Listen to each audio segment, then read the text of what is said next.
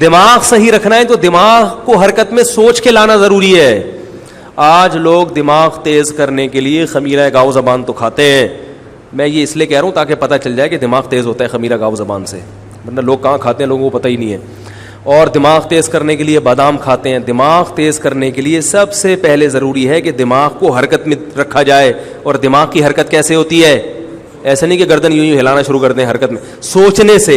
یعنی جس چیز کو جس کام کے لیے پیدا کیا اسے اس کام میں استعمال کیا جائے. جو سوچتے نہیں ہے نا, دماغی کام نہیں کرتے, دماغ ان کا, تبھی جو زیادہ سوتے ہیں نا کند ذہن ہو جاتے ہیں, کیونکہ سونے میں دماغ کام نہیں کر رہا ہوتا. یہ جو زیادہ نیند ہے یہ انسان کی صحت کے لیے نہ صرف یہ کہ مفید نہیں ہے بلکہ بیڑا غرق کر دیتی ہے انسان کی صحت. پاگل ہو جاتے ہیں وہ, کچھ سوچنے سمجھنے کی صلاحیت نہیں رہتی. کم سویا کرو, جتنی ضروری اتنی تو لازمی سو, ورنہ وہ ایسا نہ ہو کہ اتنا کم سوئیں کہ جو ضروری نیند ہے وہ بھی نہ ہو, وہ تو پھر بالکل ہی تباہی ہے, وہ تو اور زیادہ نقصان ہے. تو نہ دماغ استعمال ہو رہا ہے نہ زبان استعمال ہو رہی ہے. ہاں ہو رہی ہے. اچھا دیکھو, جو خطیب ہوتے ہیں نا ان میں بولنے کی طاقت بڑھ جاتی ہے,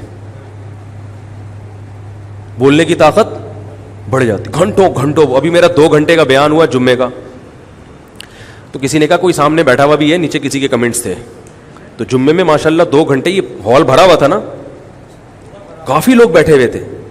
تو وہ جو نیگیٹو کمنٹس والے ہوتے ہیں نا, وہ ان کی ہر چیز کو نیگیٹو, وہ یہ لکھ دیتے ماشاءاللہ مفتی صاحب کا اسٹیمنا دیکھو 2 گھنٹے سے بول رہے ہیں. لیکن جس کو منفی سوچ ہے نا وہ کہے گا کہ یہ شو مارنے کے لیے بس کیمرے کے سامنے بیٹھے ہیں, سامنے بندہ کوئی بھی نہیں. تو چلنے سے چلنے کی طاقت بڑھے گی, تو حرکت میں رکھو گے اپنے آپ کو تو برکت رہے گی. کینسر کے اسپیشلسٹ کا ملفوظ دوبارہ سنا دوں, انہوں نے کہا جو بیماریاں پھیل رہی ہیں سب سے بڑی وجہ یہ ہے کہ جتنا انسان کھا رہا ہے اس کھائے ہوئے کو اتنا خرچ نہیں کر رہا. تو ہلتے رہو, ٹھیک ہے نا, سوچتے رہو, سوچنے سے دماغی طاقت بڑھے گی. ایکسرسائز کرو, اس سے فٹ فاٹ رہتا ہے انسان.